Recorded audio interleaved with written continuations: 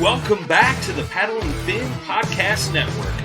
We're brought to you by Yak Gadget. For all your fine kayak fishing accessories, go to yakgadget.com. Pelican cases, coolers, and lighting. Go to pelican.com.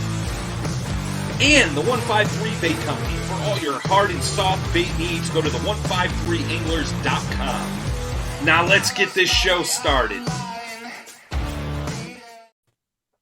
Hey everybody, welcome back to the Reel Down on Paddle and Fin. This is Dan. If you don't know who I am, I'm filling in for Jimmy tonight. How you doing, Drew?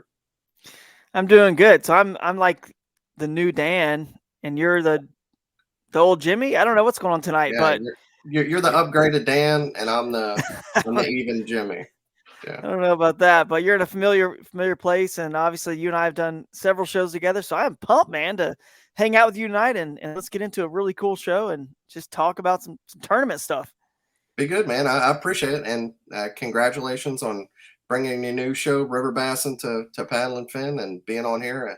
If I haven't got to say it already, congrats, man. It's very cool having you a part of the family. Thanks, man. And actually, speaking of that, it's probably going to be September before Ken and I get the first River Bassin episode. We're kind of trying to get all our ducks in a row and reset that podcast and get back to river fishing specific tips and tactics and guests like that. So this is where we're going to talk tournament stuff for all those folks that were sick and tired of me and Ken talking about, Dr. Noisewater, as we call him on the podcast, but talking about our tournament stuff. And then, but we still will reference tournaments, of course, because I do fish a lot of rivers and creeks in tournaments, and I'll learn things. So we'll reference them, and then we'll get back to the tips and tactics, which is what I know a lot of people love to listen for, because you probably want to learn more, which today, which is one of the things I like to do on this show is probe our guests to try to learn something, get some juice out of them so that you guys listening can become better anglers, whether you love to fish tournaments or just fun fish. Who doesn't want to catch more and bigger fish, right? So that's what I'm going to try to do tonight to our guests. I've been fishing with a lot of people myself, river people myself this year, and y'all kind of got the river bug in me. So I've always listened to your show, but I'll definitely be like listening a little bit more intensely now than what I was before. Because I came from the boat side. I've always been a lake guy, but I've seen the power of the creeks, and y'all actually have been.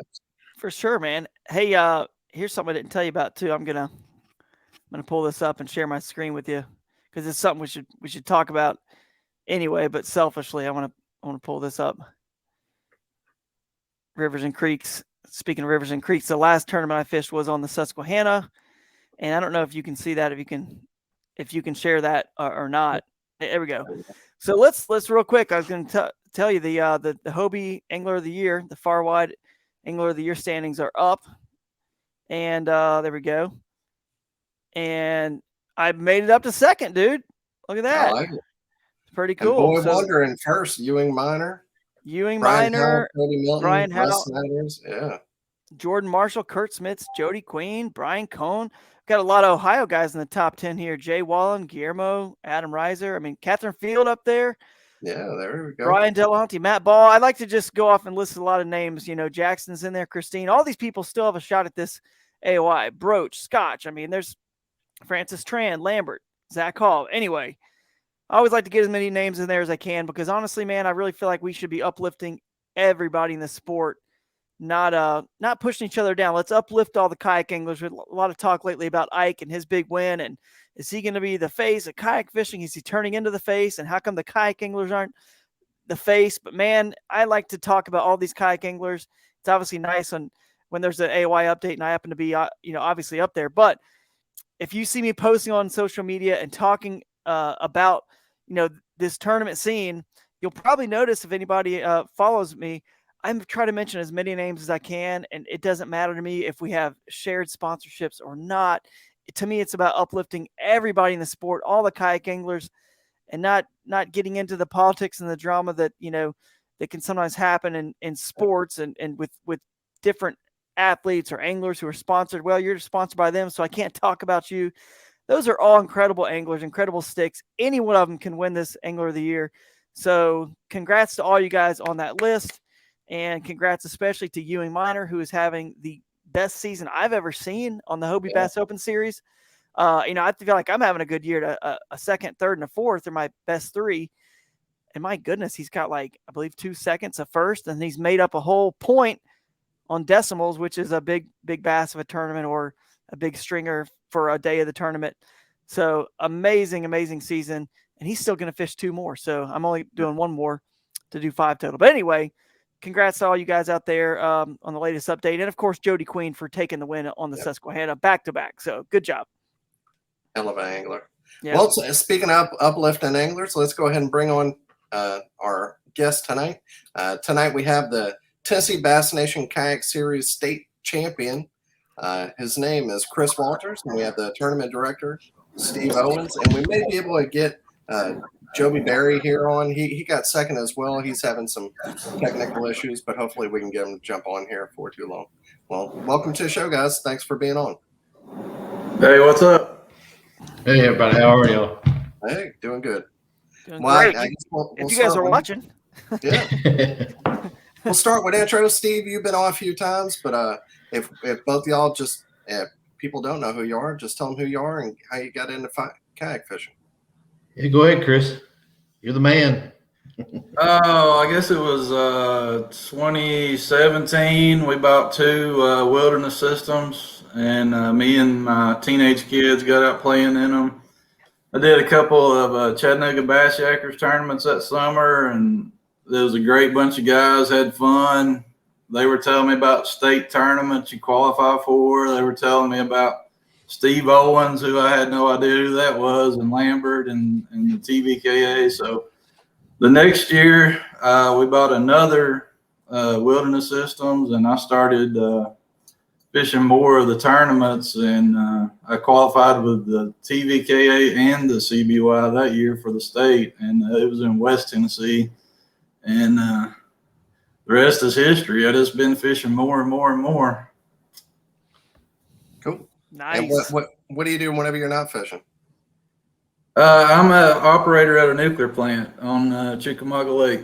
Okay, 2 operators, huh? I used to be a plant operator myself. It wasn't with nukes. It was a gas, but yeah, man. Yeah, you must have a big brain there. No. Strong back, weak mind. Yeah, I know about that.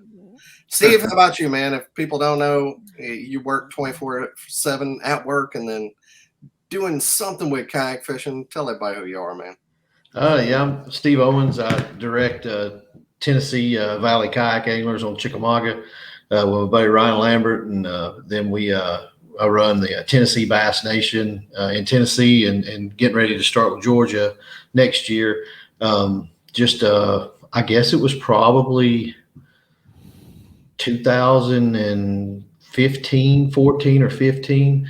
Buddy Ryan, we were fishing out of his little duck boat, and he had a little girl, and he wanted to slide her in with him on some small waters and stuff. So he found some kayaks, and I drove to Asheville and bought a native FX 14 tandem, like a canoe / kayak. And he ended up buying a new one, and man, we just started, and he stumbled into a tournament, and I was pan fishing because quite honestly, I was like, why go and get 4 or 5 bites when I could go catch 20, 30, 40, 50 crappie and bluegill. So I grew up on nickajack doing that, and we just got into it, and then I started directing the KBF stuff on Chick and Gunnersville, and then that spun into the Bass Nation National Series for a little while, and sidebarred into dugout bait and tackle, and so I didn't have enough time to do much else with that. I run our pro staff there, and I do some purchasing, so that keeps me busy, plus my regular maintenance job.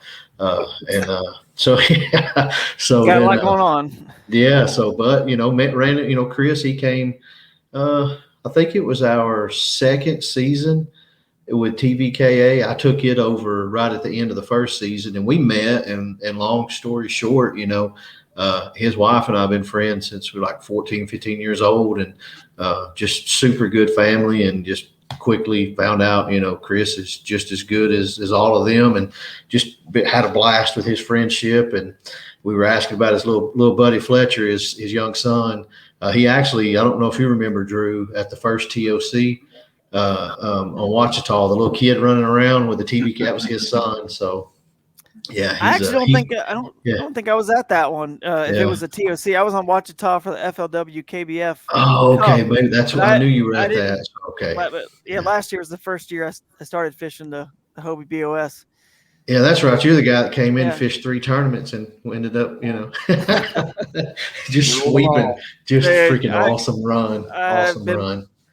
I've been fishing kind of blacked out ever since, man. But Yeah. can't complain. I'll wake up one of these days, and in the meantime, I gotta enjoy it while I can. So. Yeah, but his son, just a real quick story. We'll get back into it. We were at TOC and Fletcher. It was me, Lambert, Terry Golden, and Chris. All 4 from TBKA made the first TOC together out of 50. We were pretty proud of that. Oh, yeah. But Fletcher was sitting there with us, and he says, he's my little buddy, and he was like, Steve-O, we catch a big, and he stops and he looks at his hands and he goes, big fish. So yeah, we know it's in his blood. He's got it. So yeah. How old is Flint? How old is he? He's 5 now. He tells some whoppers. I got one that just turned 5 a couple of weeks ago. Yep. Yeah, my little guy's 3. He's 3 Yeah, years old, so it's probably about the age that you're talking, about on Ouachita. I'm sure Fletcher was about 3. Yeah, that's right. Oh yeah, he loves fishing and the outdoors, hunting and fishing. That's his deal. That's awesome, man. That is awesome. Well, here I'll go ahead and go down the numbers from the tournament. So it was on Lake Chickamauga, 2-day tournament, 100% payback. That's amazing for a state tournament. 77 anglers. Day 1, the top 5 from day 1, 2, and the total. Day 1 was Jay Wallen with 90. Second with 94 and a quarter. Jude Berry in third with 92 and a quarter. Ben Rayfield in third with 90 and 3/4. And Chris, you were in 5th with 90 and a half. Day 2 obviously got a lot tougher, and we'll definitely talk about that. Chris, you had 89 and a quarter.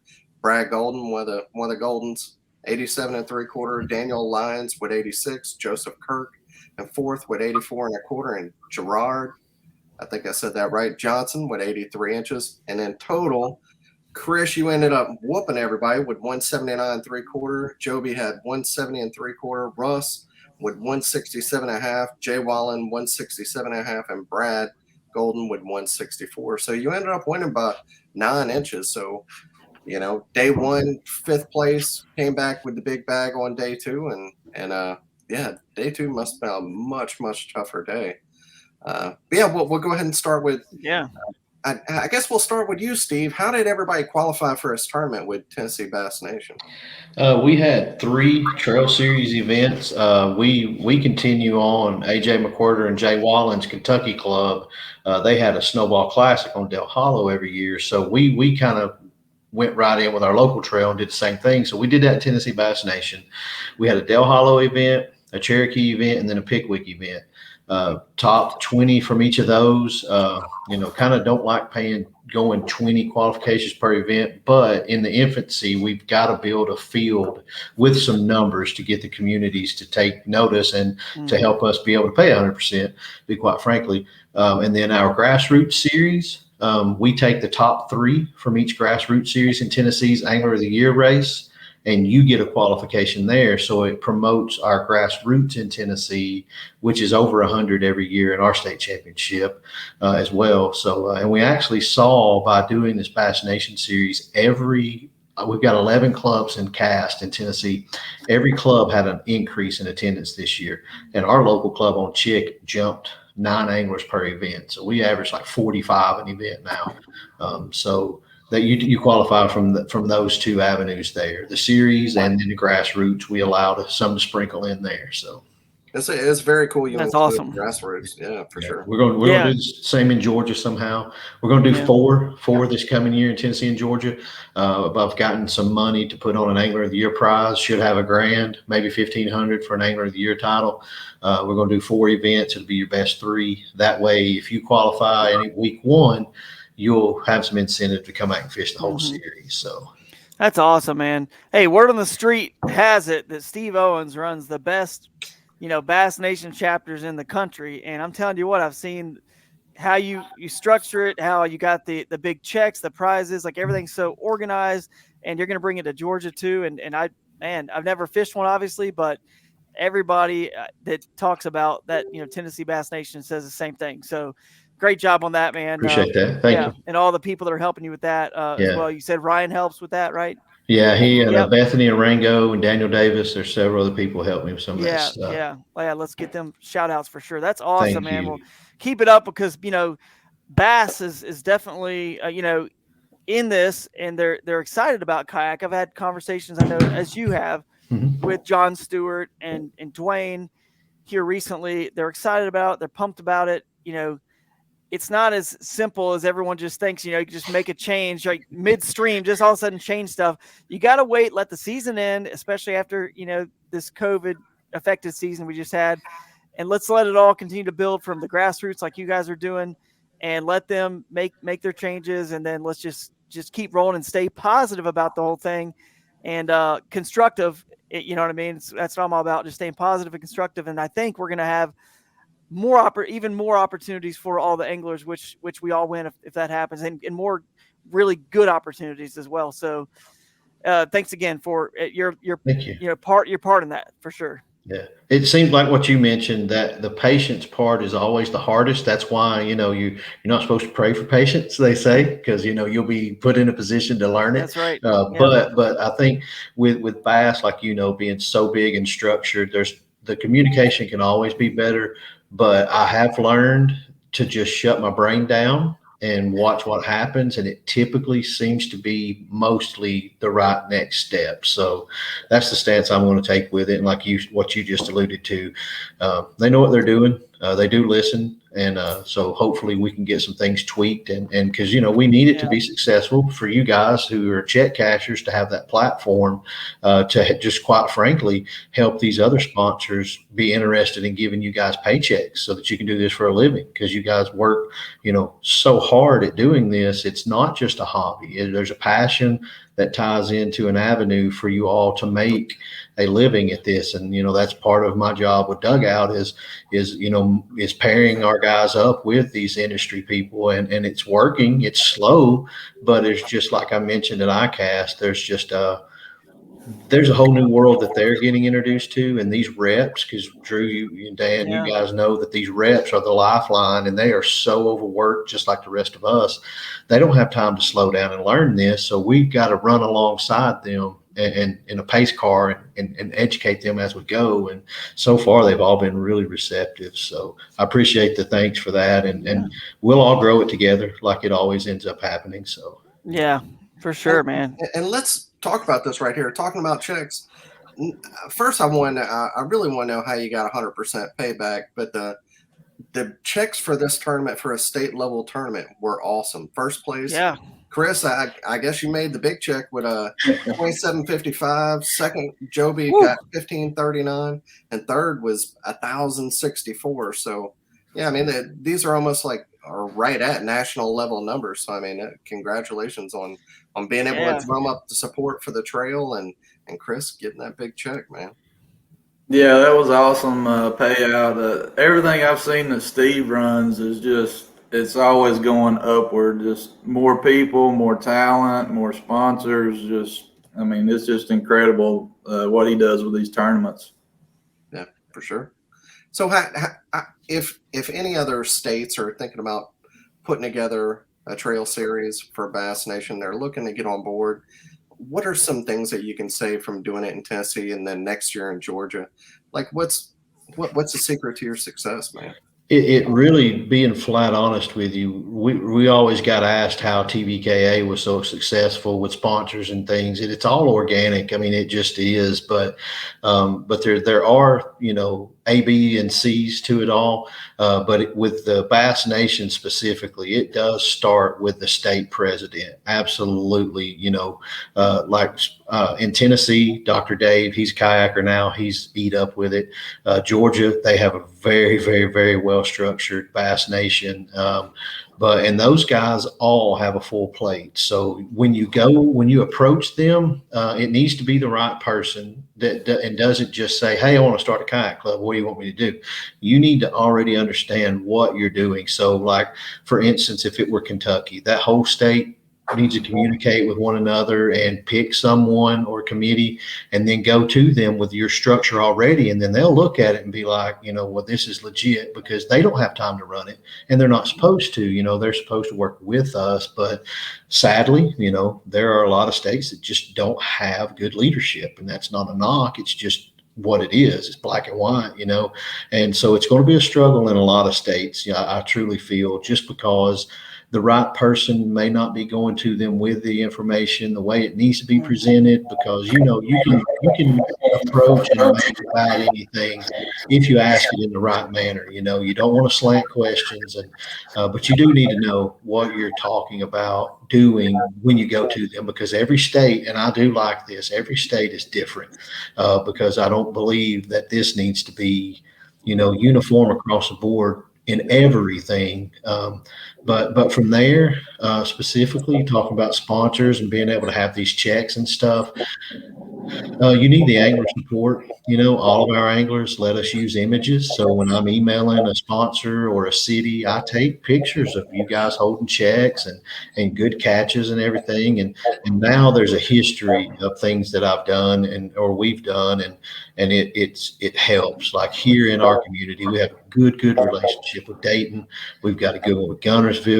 I've developed them across the state in Tennessee now with other communities, and we've got small communities on these bodies of water calling, wanting to know what it takes to cover all the expenses, pay a TD, pay a judge, pay for everything, and they're willing to do it because we were blessed enough to meet with the new Hobie owners at ICAST, and I was explaining to them, every Southeast state has a Get Outdoors initiative. That with COVID keeping people away from industries and businesses, they knew recreation would take off, and they're really interested in that, and they have budgets for all of that. So you just have to get in and read, dig, and ask questions of other people, and they'll answer them for you, because none of us mind helping. So there's that, and you just have the heart to want to do it, to be honest with you. I mean, because I can't travel right now due to my commitments with my job and dugout and my family, which I'm blessed to have. And that sucks. It hurts because, I did make it to TOC with 3 of my best friends, and, 10 or 15 of my other best friends in the kayak community. Marshall and I have been friends for 8 years, and, Lambert and I have been friends for 15, 16 years. And I know Chris for 8 or 9, and it's just, it sucks. It hurts my heart bad. But I was like, you know what? I'm here. So let's just take all of that effort and energy and make something where if we can't travel, we have it here, and they're listening to us. So just reach out. I don't mind helping. Drew, very accomplished tournament director. I've talked to him about things, and we all help one another. So that's a long-winded answer. I'm sorry. No. But always go to even a sponsor. Go to them with what you are going to do for them, because they get so henpecked, just bothered all the time. So, yeah, for sure. Chris, is your audio on your computer, or do you have earbuds, or how are you? I'm hearing feedback somewhere. I didn't know if it was from Chris's. No, it was Chris. I had him muted there for a second. Oh, okay, that's all right. Well, if you don't have earbuds, that's fine. Whenever we're talking, we'll just mute you, Chris. Okay. And then we'll unmute you when you're going. I was going to say something real quick on that. So people are listening. They might be interested in starting a Bass Nation, kayak for their state, right? Mm-hmm. If that's the case, because not every state has one, right, Steve? I mean, correct. So where would they go to find a list or find this information if their state has one? If it doesn't, I mean, where do they go for that right currently? Being honest with you, message me and I'll get you in touch with John. Or the first thing I always do is I've got it saved in my favorites, a screenshot of all the presidents in each state, which it's on the internet. You can type in Bassmaster state presidents, and you can just call that person and they'll be able to tell you quickly. So.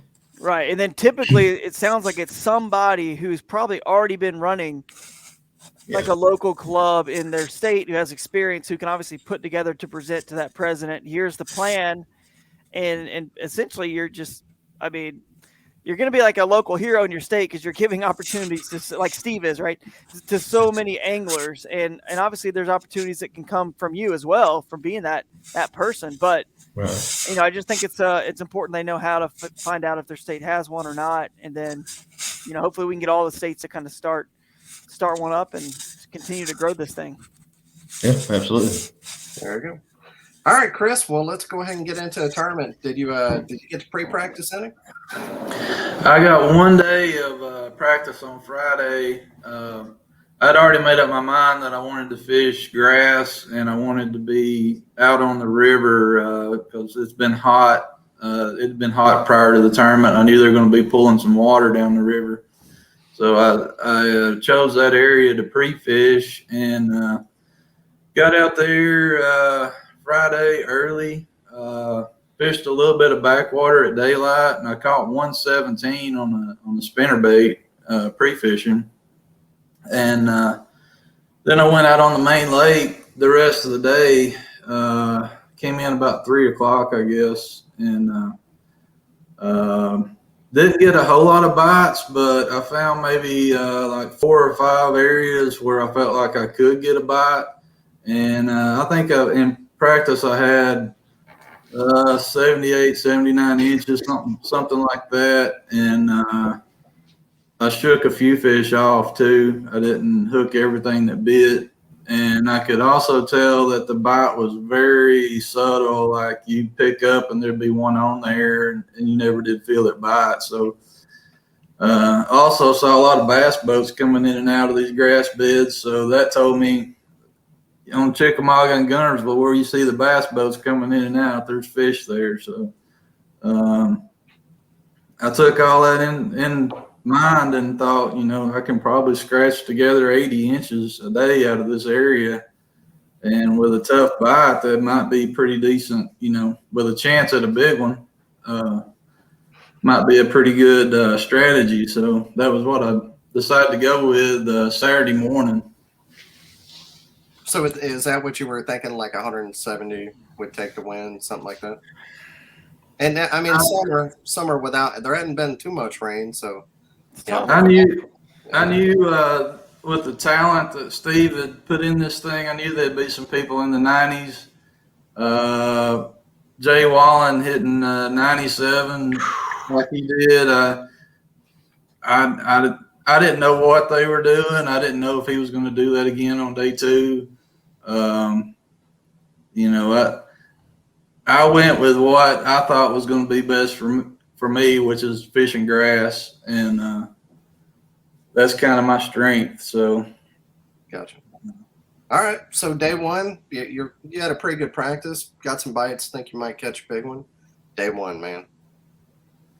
Day 1, there was 3 of us fished out of my ramp, and I went to that the back of that slough where I caught that 17 first. Actually, was back there with Bass and Beers on YouTube. I don't know if you guys know him, Josh Sharp. He's a real good guy. Oh yeah. We talked before we launched, and we were both cool with fishing back there together. And we actually went underneath the low bridge that boats can't get under. We pulled a Drew Gregory move there. Went back in there for about 15.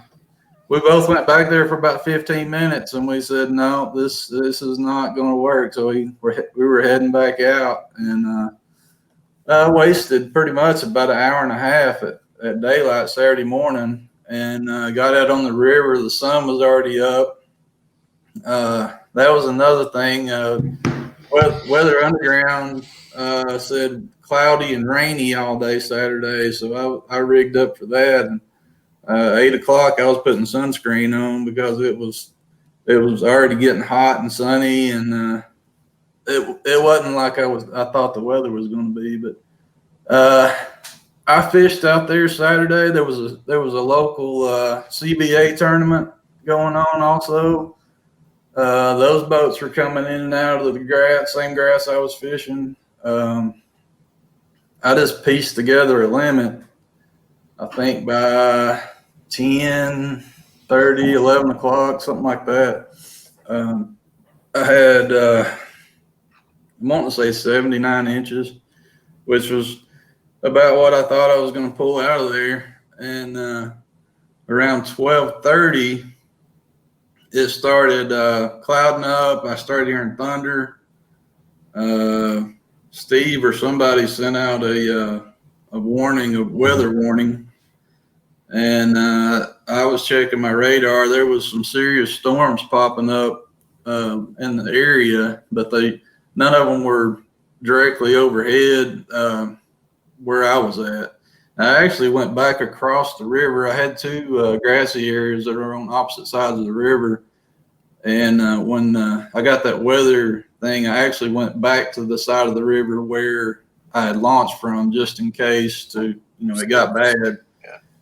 And I fished over there, and the storm kind of skirted that area. I did get some wind, occasional rain, but there was CBA boats hanging out there fishing out in the very middle of the lake, and I stuck in there too and fished while the weather was kind of unsettled there, and did not get a bite during that storm. I was thinking maybe this might be the thing that turns them on, but I did not get a bite during that storm. And then I thought I was going to end up with 70. I think I had 79. I thought that was what I was going to have for the day, and had 2 points. I saved 30 minutes to hit those points on the way back. The first one I hit was at 2 o'clock. We had to be lines out at 2:30. And this is where the story starts getting pretty good. Oh, this is great. It's terrible, but it's great. At 2 o'clock, I threw a big worm, a 10-inch June bug worm, no secret weapon on the Tennessee River, up around the dock, and I hooked into about a 7.5 pounder, I guess, 22.5. Have a battle with it. First, I'm thinking I got a catfish because it's pulling the boat around, and it comes up and jumps. And anyway, I get it in the net and get a picture of it, get it sent in, get regrouped, fish around that dock a little bit more, fish around that point. I've got, I think, 8 minutes left. And there's another point that's just straight across there. And I thought, well, maybe that storm got them up on that point too. So I hauled butt over there to that point. I thought I got time to make 5 casts. And I literally, on the 5th cast, said last cast, and I threw out there. One nails it.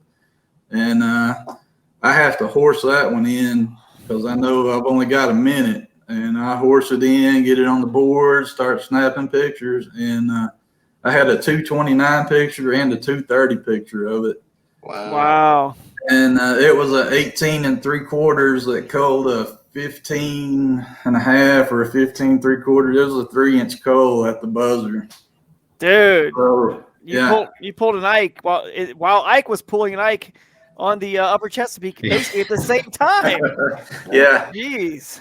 Yeah, that 22 called a 15 also. So, I mean, in the last 30 minutes, I made a huge move there, and it was just meant to be. But the whole thing that did it was that storm passing by and starting to clear out. It got those big female fish just out roaming and feeding.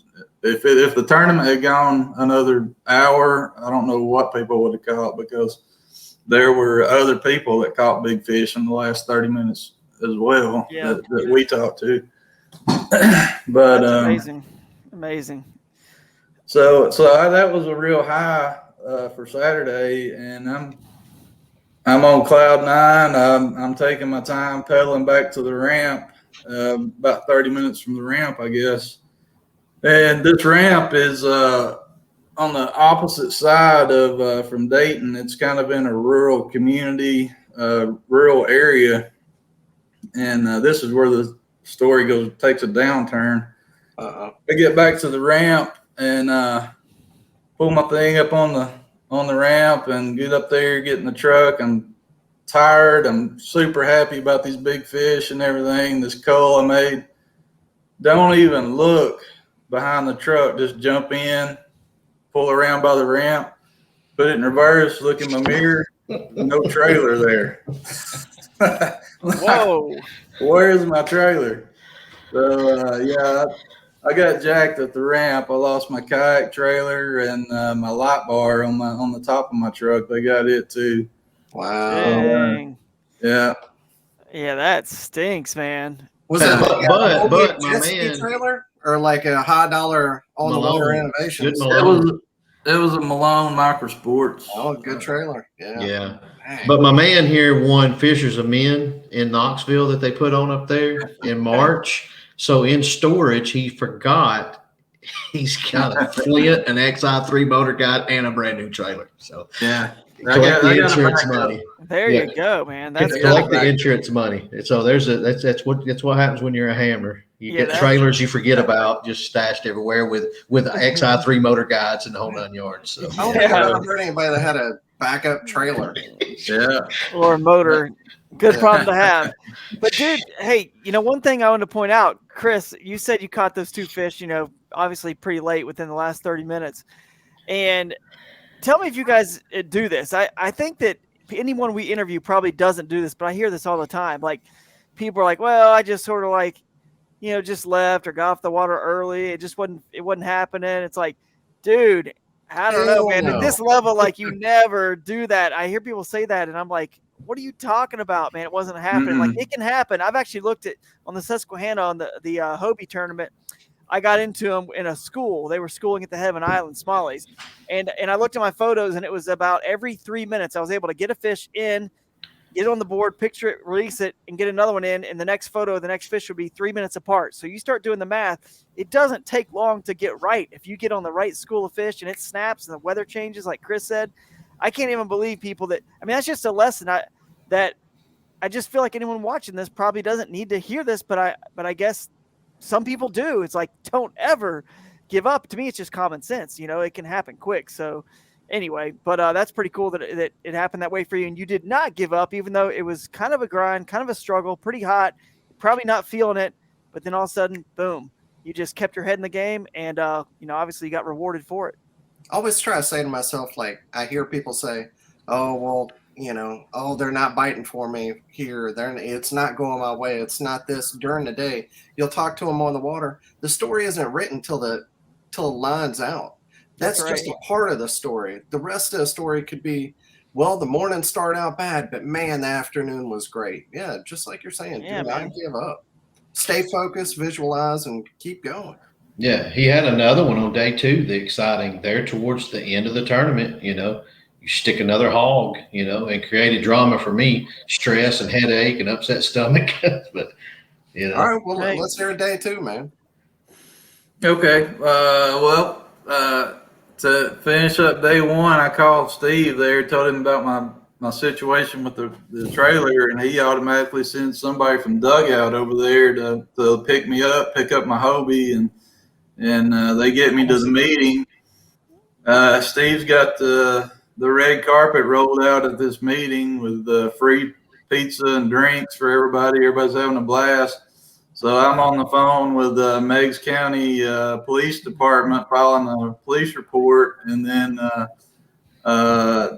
getting up on stage with Steve and talking about my day right after that. So that was kind of a weird deal there. And then my friend Daniel, who helps out with these tournaments, he hooked me up with his backup trailer, which I don't even know the name of it.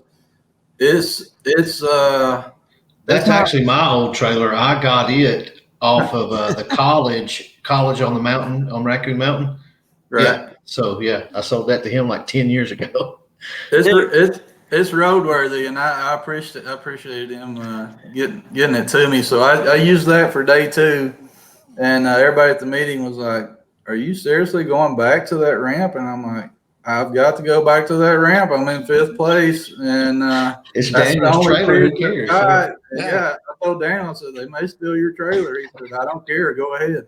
So there I go. I'm the only guy at the ramp that morning, and I put it in and go. This time I skipped the backwater deal. I just wasted time the day before on that. Went straight out on the lake and started fishing the grass. And I noticed there was a patch of eelgrass that had a lot of boats coming in and out early in the morning, and it was a little bit shallower water. And this morning, the weather was not what it's supposed to be either. This was supposed to be 90 and blazing sun, and it turned out to be foggy and cool and just a little breeze. So I had to come up with something like a moving bait. So I had a Picasso swim jig that I rigged up and a green pumpkin. And I started on that eelgrass, just throwing up on it and winding it off, throwing up on it and winding it off. And I started catching fish right away. And I put together a limit, I think, by 8:45 or 9, something like that. I had 78, 79, something like that, about what I started with on day one. And kept fishing around and around and around that patch of grass. There were boats coming in, coming out. I had a guy catch a 5.6 on a buzzbait about 50 yards from me.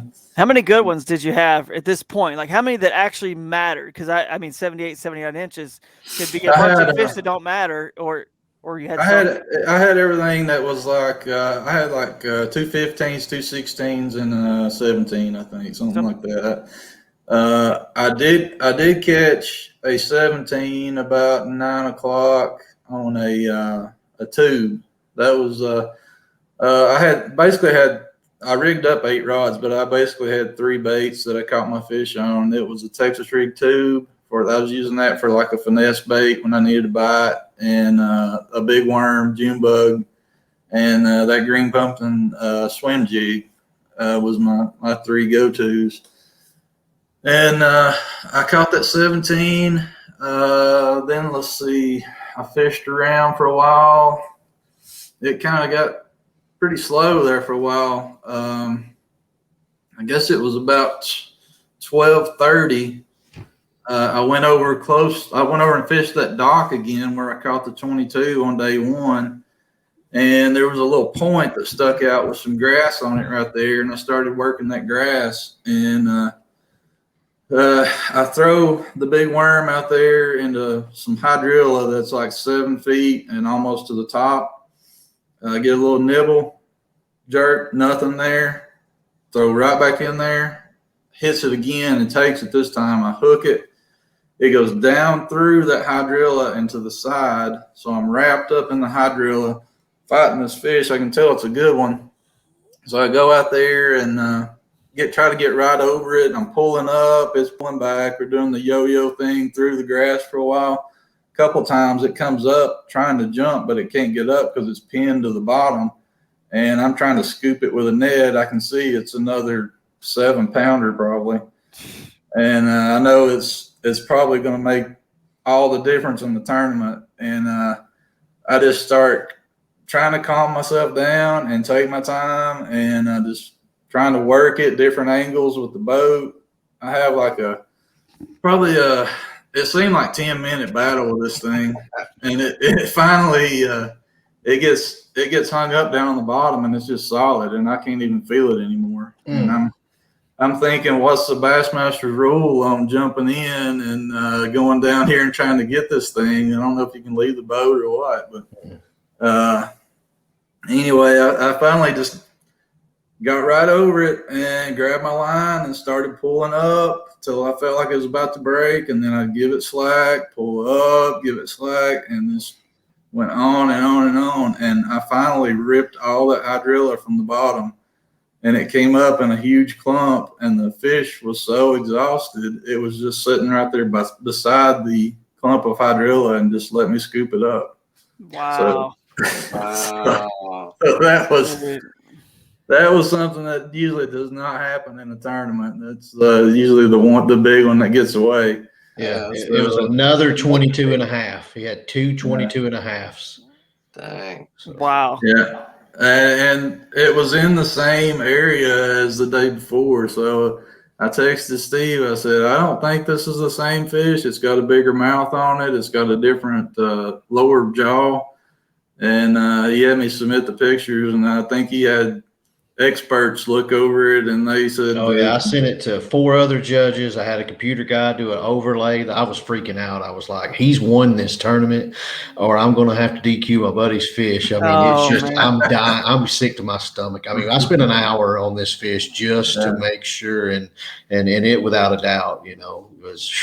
So Yeah. even different days, same tournament, it would still be illegal because it's the same tournament. Correct. Same fish, yeah. Yeah.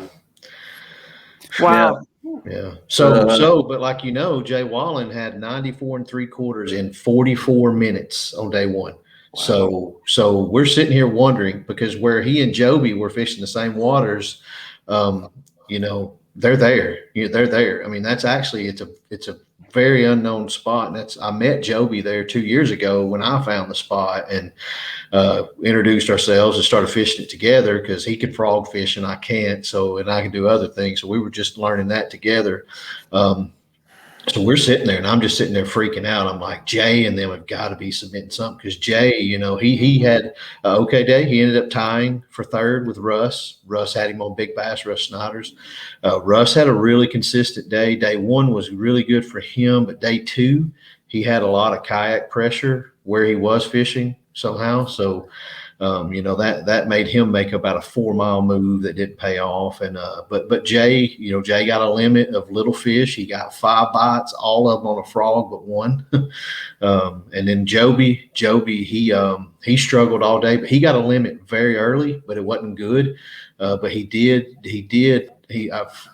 tell you guys there was something about that bite, I think, but he got lucky and got a 19-incher right off the gate, and that held on to him all day long. But there were a lot of good limits caught, you know. But like what you said earlier, Dan, you know, day two did change, because Ryan and I got out in his boat to take some pictures of these guys, and That was cool on the water footage too. oh, dude, we were soaking wet from the fog. We could see Wow. maybe 10 feet in front of us. So, you know, I'm sitting here, he's driving, and I've got my Humminbird app on my phone, and I'm like, here's where we need to go. And we're trying to, yeah, it was awful, but we had a blast. Jeez. That was pretty cool to do, though. Yeah. So did you upgrade any more, Chris, or was that the last fish for you? One more, I think. ended up catching while I was doing this, submitting different pictures and trying to get my 22 verified and everything. I got up there and I caught I think a 17 1/4 on the worm again, and that was another probably 2-inch cull. Yep. And like he was talking about, Jay Wallen, I didn't think anybody was going to catch him. And him and Joby, which I don't check Tourney X a whole lot when I'm fishing. When I submit my fish, I'll look at it, and they weren't turning any fish in. So I'm thinking they're sandbagging their whole thing, and they're just going to blow everybody away at the end. And I had a friend of mine, Casey Starnes. He always sends me updates and stuff. He watches everything like a hawk, and he was sending me messages. They're up there videoing Wallen and Joby, and I'm thinking, oh, they must be just wearing them out up there. Or they got cameras rolling up there. They've probably got 100 inches, you know. So the whole time I think I'm at best fishing for third place. And I made that call about 1, and it went dead again. I fished around and around my spots. I had about four spots I was rotating through, and I kept telling myself, "You're going to get another bite at the buzzer like you did yesterday." And sure enough, 229. One thumps it. I come back. It's another good one, and it just slices through that hydrilla and comes off. And I'm thinking, man, I still had a 16 as my small fish, and that was probably at least a 18 or 19, maybe bigger. It might have been another 20 something. I don't know, but I'm thinking, well, there went your chance at possibly winning, you know, or making a run at it. And I thought that the whole time until I was on stage and Steve was handing me the trophy. I mean, I didn't know what those other guys had that didn't turn any fish in. Yeah. So basically I'm hearing you had 3 17-inch fish and then the 22.5 and then maybe one that was like mid 16 something. So that's cool. I had 90 and a half the first day and 89 something the second day. It was, I got that kicker bite both days and I landed both of them and that made the whole difference. Well, here's the thing: your 17s were 3-pounders, and you had probably 24 pounds of fish, each day, all pretty close to it, Yeah, they were healthy for sure. Yeah, yeah. He mentioned CBA boats. That's Chattanooga Bass Association. That's the big club on Lake Chickamauga. That's Kevin Drake, Dylan Fallardo, Cole Sands, Buddy Gross, Michael Neal, Andy Morgan. They all come up through there, and we look and we catch. Most of their anglers. There's a few that hit the 30-pound bags, 30 plus, but a lot of our tournaments are right there close to them in weights. So that's something you all know we kind of get proud of. So yeah. No, I can actually, I'm going to find it here in a minute. When I do, I'll let you know. I've got the link to weight calculator. I don't know if you guys have ever looked at that. Yeah. Oh yeah. Yeah. I used to have it on my phone. I can see what, well, while he's bringing that up, Chris, can you talk about your tube setup? That's something you don't hear a lot of people throwing down here in the South. Yeah. I mean, it's definitely an underutilized bait. Do you Texas rig it, or is it stupid tube rigged, or how do you do it? No, just a Texas rig tube. It's actually a craw tube. It's got the little pinchers on the side. It's just a finesse bait that I use around grass. Comes through the grass pretty good, and I learned more. I fished that area for 3 days, and I learned some new stuff every time I got out there, and that was a big key too. I learned the way the grass laid out, and the deeper hydrilla bite was like a midday when the sun was out. That was when that was happening. And also, I think I fished slower and more thorough than the people that were coming in and out of there. I noticed, how you get your Texas rig down the grass and you pop it loose. The fish didn't like that. They wanted something just slowly, subtly crawling through there. And that was how I was getting my bites. Wow. Cool. I know I've never thrown a craw tube before. So a solid body, not a hollow body tube, right? It's a hollow body. It's a big. It's a big bite baits makes it. Gotcha. Okay. Yeah, you're gonna use Michael Neal stuff, huh? Yeah. While you're good luck on the home Angler of the Year, Michael Neal. On the home pond there. Yeah, it makes sense. Let's see if I can pull it up here. Do you know what your links were on your fish? Because I can type it in and we can see approximately. I think Dan's got it. Yeah, I've got it right here. Let's see if I can. I'm not And this is all just, if your fish are fatter, if it's pre-spawn or your fish happen to be gorged, then you can add a little bit, and you can also take away a little bit if they're thin. But while he's looking that up, I'll ask you another question that I'm curious about. How much eelgrass is on that lake? And I noticed, you said you found a patch of eelgrass. That sounds to me like that was something important, that you found something a little different. So is there not a lot of eelgrass on the lake? Is it more hydrilla and other kinds of grass? There's that was the first eelgrass I've ever fished on Chickamauga Lake. One of the guys that was fishing there close to me, he said there's quite a bit upriver. I don't know if he means up past Dayton. Right. It's taken over on Gunnersville Lake. I don't know if you guys go down there or not, but it's totally covered with eelgrass now. And just in the last 2 years here on my home lake at Nickajack, it started taking over on Nickajack. So it made sense that there was some already on Chickamauga, and I would say that it'll probably be even more to come. But that's interesting. That those are downstream in the chain, but I mean, it seems like it's moving. It's moving up. It's growing. Somehow it's moving up, or it's just expanding. We've had the right conditions maybe the last several years, and it's just growing well. But I bring that up just because, you know, again, I'm trying to pull some juice out of you guys here. Bass love, you know, transitions from a kind of a rocky bank to clay, right? That transition, they love it. So you got to think grass is similar, right? They like the transition from a certain type of grass to another. And if it's something unique and different, you know, there's a reason why people probably, you know, let's say wealthy people, right, have the biggest houses on Lake Chickamauga on the biggest point with the best view. You know, humans, we all like to have the coolest view, the coolest spots, and the biggest, baddest bass in the lake want to have those best ambush points. And something about mixed vegetation or transition between one type or the other, rock vegetation, doesn't seem to matter. I just thought it was really interesting that you went for something that was, you know, rare in that lake, and they happened to be there. So, you know, you were onto something, obviously. Yeah, there were definitely some fish hanging around that eelgrass. It grew all the way to the surface in a strip up through there, and I just went around and around and around it. That's day 2 until I got my limit. I knew there was enough fish there to get a limit, and I didn't catch anything big off of it. But like I say, there was a guy caught a 5.6 just right down from me, so that told me that there were some good fish in the area. Yeah, and that was the whole key for me.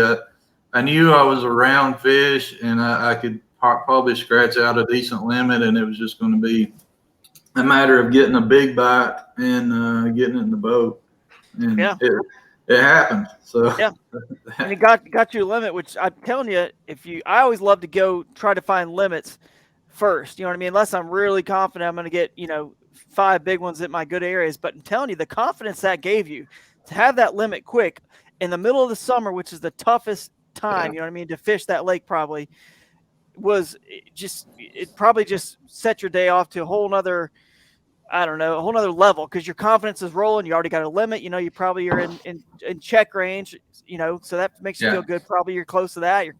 So now you can just go hunt big fish. So that's pretty cool that you found that spot to get that limit. Cause I'm telling you, I love finding quick limit spots first.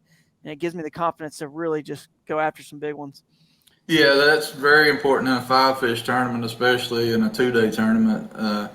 You can ask Steve. I'm a limit man. I'm usually not a big fish man. I'm that guy that's always 4th through 8th place or something like that. And me too. But that's just my strategy, the way I fish. I just always go for bites instead of trying to just focus on catching one big fish. Right. Yeah.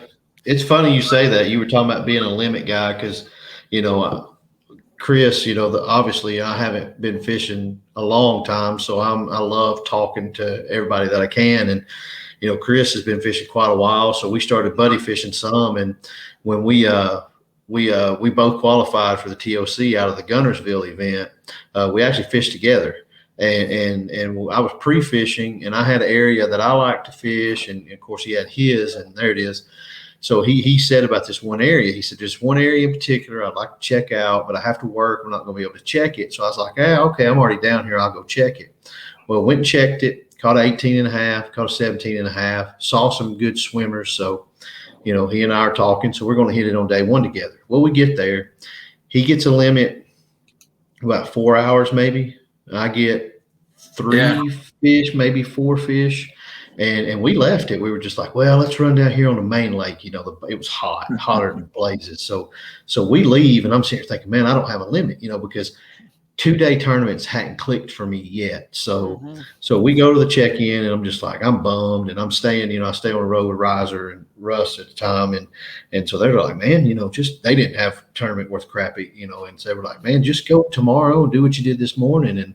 And so I was talking with him, and I was like, man, I said, I just don't know. And he said, well, you know, we could get a limit there. And although I didn't have a limit, I did lose several fish. So, you know, what he said made sense. So that was just it. We went there that morning, and we waxed them, and it was just awesome. So, you know, that one tournament, I don't know if I think I've told you because I say a lot, but that one tournament, fishing with him that weekend and getting that limit mentality, after that, I've cashed several checks since, and it's simply because of that, what you just said, Drew, and that get that limit first thing. Don't worry about how big they are, just get them, and that's something Jay had told me a long time ago. He was like, I can't rest until I get 5 fish. He said, I get that limit and then I'm just a different fisherman. So, yep. So, yeah, but he, that's a fun part about our little grassroots club is we travel together and we end up, doing this national stuff and it pays off together. So,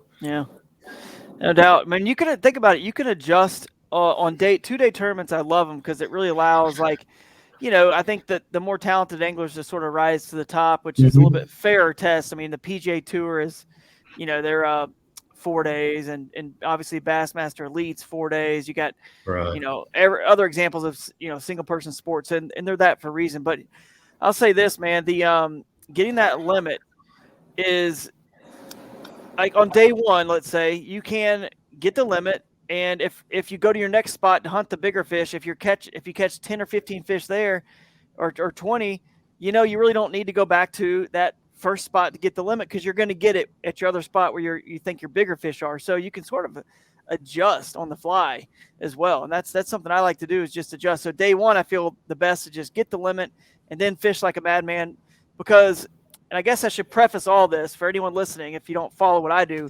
I don't fish a lot during pre-fishing. I honestly don't catch a lot of fish in the area. I just sample, like I always joke around, I sample like a buffet. I just catch like maybe a fish or two and then bail because I don't want to burn up the area because a lot of the places I go are, like you were saying earlier, Chris, they're ducking under, your bridges. They're small, they're tight. They don't have gigantic schools of fish like, whoever likes to catch fish on the ledges there.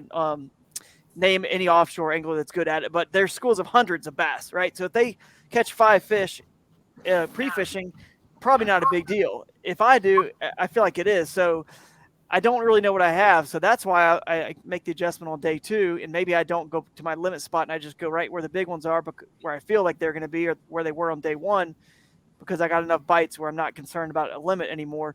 So it's kind of like a very fun mystery going into a tournament with my style. But anyway, that's just a really cool thing you guys touched on. And I just loved that you found that eelgrass and got those limits. And well, hey, but I do have your fish, your length to weight calculator up here. Sure. And you can tell me if what you think, but your 22.5, it says was about 7 pounds. Yeah. So I think you were thinking maybe it's 7.5, and it could have been because that's a big variable. 22.5 inch fish is a big one. So definitely could have been 7.5. Then you're 17.25, and I think I hopefully I got this right. I don't know what day this was, but 17.25 was the fish 2 that I was looking at, and it was basically 3 pounds. And then 17 was obviously just a little bit shy of 3, 16.5, about a little bit more than 2.5, 2 3/4, and then 16 at about 2.5, 2.25, 2.5. So it basically comes out to, you're around like 18.5 pounds, probably somewhere around there, 18.5 pounds, maybe 19 if the fish were fat and healthy. So I think that's winning any tournament on that lake. I mean, 2 days of that in a row is pretty much on Bass Boat World going to win. Anything. I mean, you saw what happened last year when the elite guys were there in the summer, late summer. That would have won 2 days like that would have won. So that's pretty impressive. I just like seeing that because we can, like said, Steve, really see that we're catching the same size and weight fish that the bass guys are, but you can make the argument, well, it's not really fair comparison because you guys can get back in places the boaters can't. But then again, it's flip-flops the other way. Well, they can also zip around the numbers and milk run, right? They can go 10 miles real fast and we can't. So it sort of evens out, I feel like. So it's a very fair comparison, man. You're catching 20 pounds in the middle of the summer, which is going to win like anywhere. Yeah. So that's awesome. Well, cool. Well, we sure do appreciate y'all being on. It's been an hour. We don't want to take up too much of your time. And we always give everybody that's on a chance to shout out. We'll start with you, Steve. Anybody? I know you got people that help you out. Anybody makes fishing easier for you, brother? Yeah, man. I want to thank my wife, Jordan. She's super cool, man. She's supportive of all of this and helps me, with all of the stuff and the personalities that we deal with in all of this. So actually coming up with an LLC for my stuff because I have so much money come through my PayPal, and I think it may end up being like angler management or something. She said, that's what y'all need, some angler management. So, but anyway, and then, you know, Bethany Arango with this tournament especially is a good friend of ours, and she's very organized and can judge fish really good. And so she helped with a lot of this. And, you know, the city of Dayton, John Bamber is a chamber up there, runs fishdayton.com. You know, Dugout Bait and Tackle, Seagar, Spro, Newport Vessels stepped in a big way and gave us a motor to raffle off, and ended up having 60 people come to the check-in on day 2, which with no food, which is usually everybody's gone unless you're going to be in the money. You know, and Kayak Cushion gave us the cool cushion for him. Cool. Yeah. And so, you know, Tremont Tavern, you know, they covered our food bill and the whole 9 yards, beer, the whole 9 yards, everything. It was just really, really spectacular. You know, a lot of hands went into it, and just want to thank everybody for that. And then all the anglers, you know, I'm going to say it again. I say it all the time. Tournaments are only as good as the people who are in them. And we had nearly everything go exactly like it needed to. I had very little things that I had to deal with. So thank all of y'all for fishing clean and fishing good and having integrity. So heck yeah, man. How about you, brother? I definitely got to thank my family for letting me go fish, which I don't fish. I fish maybe 2 or 3 days a month. I mean, it's not like I'm going all Drew Gregory on them. I'm going 3 weeks a month or something. But Drew lives on the current. Yeah, dude, I don't fish that much really at all. But anyway, but they're very supportive of everything I do. And the sponsors that we have that Steve has got for our local club and all of his tournaments are just awesome. We've also got a Hog Farmer. We got Driftwood Swim Baits, Hennessy Outdoors, just some great local people that are wanting to get involved with our club. So. Hey, and Picasso Lures, because Picasso gives us the first out of the money prize pack, and he's won about 6 of them this year. Yeah. 4th place, man, right there. I'm notorious for 4th place and winning the raffle. Well, not anymore, buddy. Not anymore. That's right. So, King of the state for a whole year. It's fun. Hey, real quick, one last quick question. But before Dan cuts a plug, you know, I'm always trying to get as much as I can. I forgot to ask, were you using fluoro or braid when you're throwing that 10-inch worm in that tube?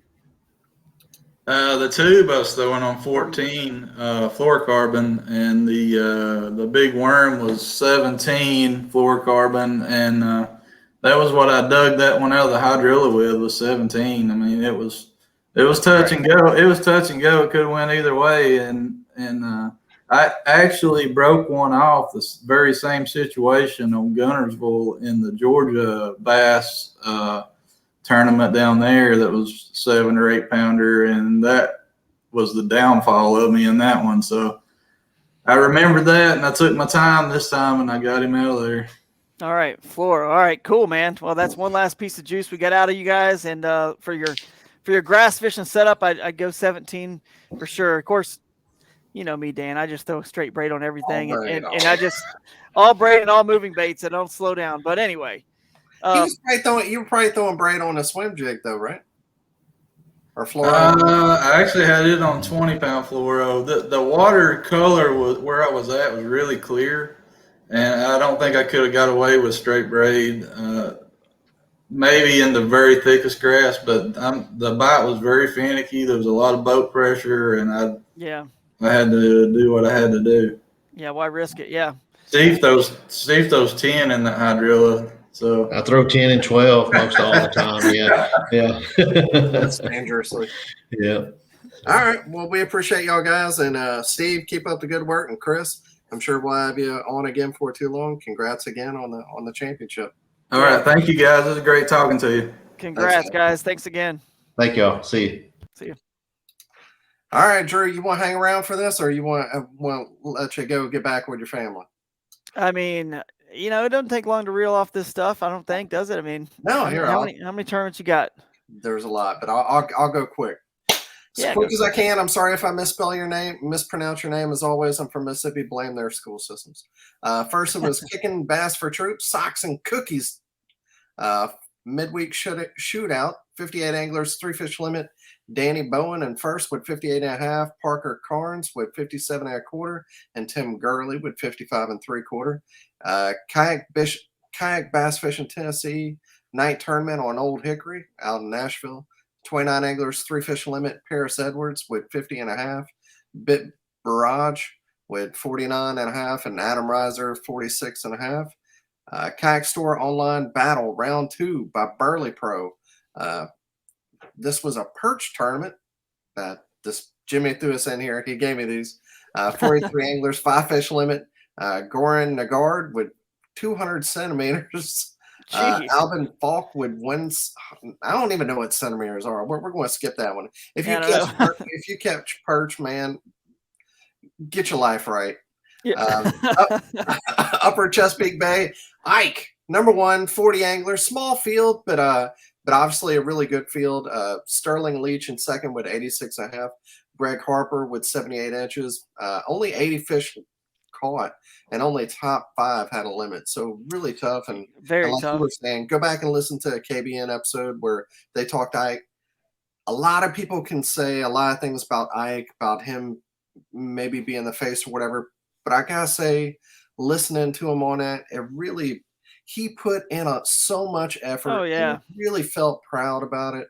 So you can say whatever, but anybody that puts in that much effort to try and win a tournament, to try to come over here and play with us, 100%, good for 100%. him. Yeah, I'll chime in and just say the same thing. Look, it wasn't the best showing in terms of numbers that Bass or Hobie or KBF or anybody's ever done. Maybe it was the fishery or the time of the year. People, the Hobie event was right before, and there's an Angler of the Year race going on in Hobie and KBF, and Bass doesn't have one. So someone like me had already qualified for the 2022. So, and I didn't want to take another week away from the family. So I'm sure other people were in similar boats. But either way, it's not Ike's fault. You know what I mean? Like, if 40 people show up, that's not his fault. He shows up on his home turf and held home court, like I expected him to do, and he did. And he still, a great limit that probably would have won if there would have been 100 people in it. So you can't blame him for that. It's kind of like if an NFL team plays the Patriots and the week, or not Patriots, the Bucks now, and Tom Brady gets hurt, the week before, and he's not playing that game. It's still a win for the team that played them, and it's not their fault that Brady got hurt and couldn't play. So he did what he had to do. Was it the strongest field of kayak anglers we've ever seen?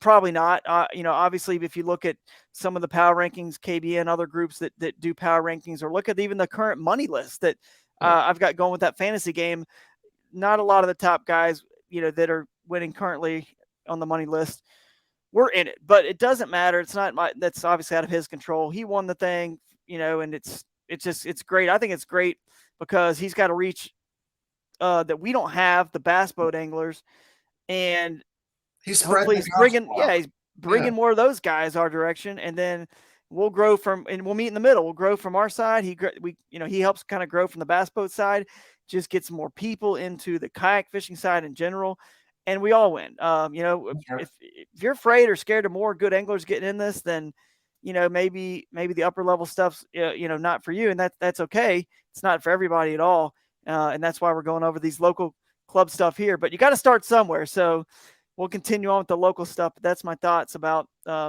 just brief thoughts about the Ike thing, and maybe we can get him on Paddle and Fin Network at some point and talk about it. Yeah, we'll do it. Then we had the Ontario Bass Nation. They had their Kayak Bassmaster Championship. They were on Cooks Bay, Lake Simcoe. 40 anglers, 5 fish limit. Total was first place was Antoine Gagnon with 156 inches. Matthew Hayen with 148.75, and Brian Arnold in third with 115.75. So from second to third, 148 to 115, giant jump. That was a 2-day tournament, obviously. Mm-hmm. Kayak anglers, the Laurel Highlands Angler of the Year, number 3.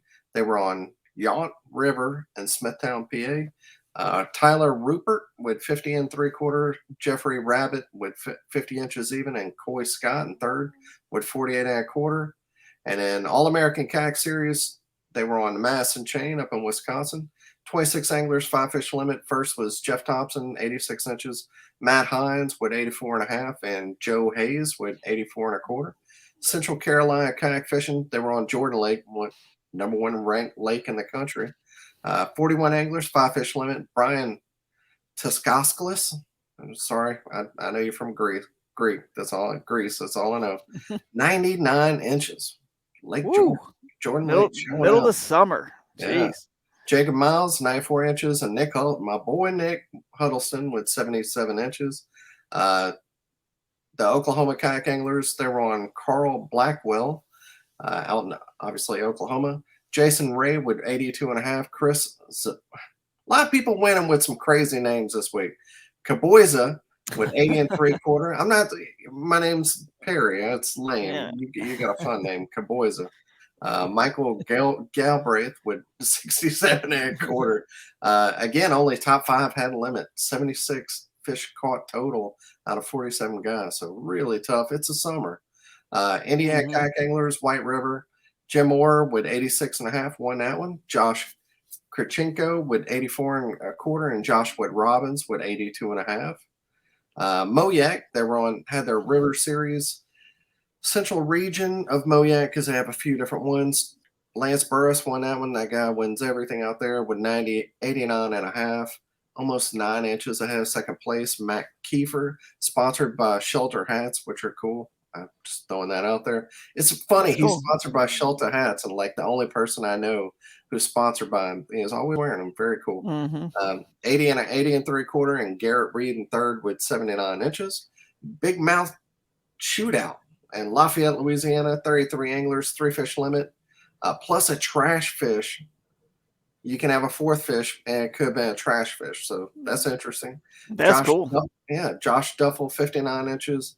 He's the only angler that had the 4th fish. So there you go. That helps.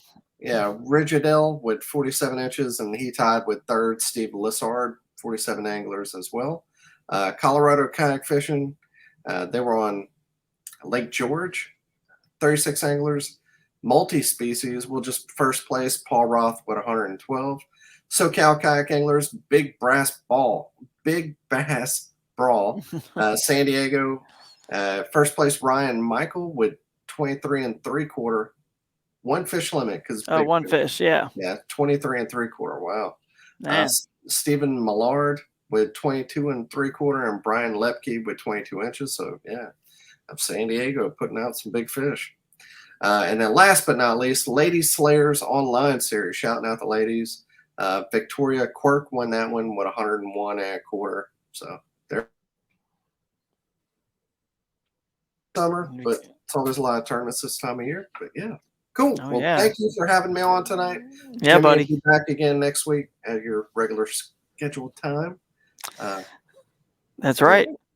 Hey, Ed, real quick, is your show up and going? I haven't even paid attention. Yeah, we had the first one. It was just all about knots. Just really dove deep into some really boring stuff. But that's kind of what I wanted the show to be. All like we're going to talk about tides. We're going to have that show. We're going to talk about kayak rods. Yeah, like on KBN, I know you have a very specific thought on kayak rods. Like Ike Nelly, I thought that was really interesting in his interview. He was saying that for kayaking, he goes to longer rods. I guess because you have you get a little bit better hook set with a longer rod.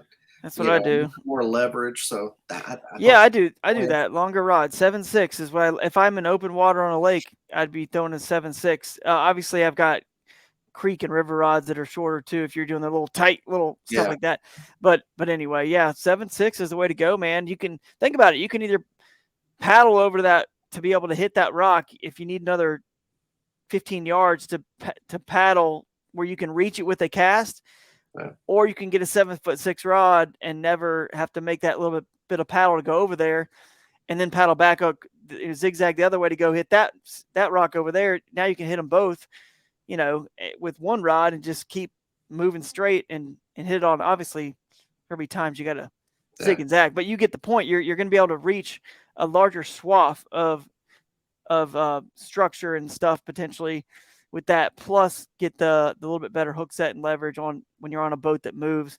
And I go the extra mile and use straight braid, so I got no stretch, which helps even further. But anyway, but yeah, let's do that. I wish they would have dove in with that with them a little bit more. Oh, longer rods, like which is it across the whole spectrum of rods? Right. But yeah, that's true. About 7 foot, I will go for spinning rod 7.1, and my baitcasters are 7.6. But we'll do that show one day. Cool. I'm pumped. You guys listening here, go check out Dan's show, The Advanced Angler. It's sounds like it's a good one. That knot one actually sounds really good because I need to learn a few more knots myself. I'm kind of boring when it comes to knots, so I need to get over there and listen to that episode.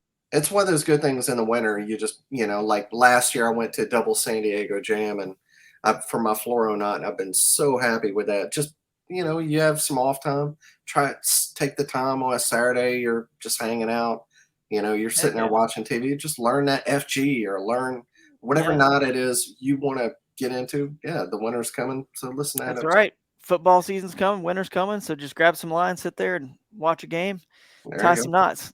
So cool. All right, man. Yeah, thanks. Appreciate it, man. I'll see you for too long, and everybody be good, and stay safe out there, and wear your PFDs. Thanks, everybody. All right, see you. Thanks for tuning in to another killer episode on Paddle and Fin. Don't forget to go check out our website at paddle_and_fin.com. Don't forget to check out the YouTube channel at Paddle and Fin. If you got a question, comment, want to hear from a future guest on a future episode, feel free to email us at paddle_and_fin@gmail.com. Don't forget to follow us on social media at Paddle and Fin on Facebook and Instagram. Shout out to our show supporters, Angler. The Angler button and app just makes for a better time on the water and creates a virtual logbook for every fishing outing out on the water. Shout out to Rocktown Adventures, located in northern Illinois, for all your kayaking, camping, and hiking needs. Shout out to Jigmasters Jigs. When in doubt, get the jig out. Go to jigmasters.com.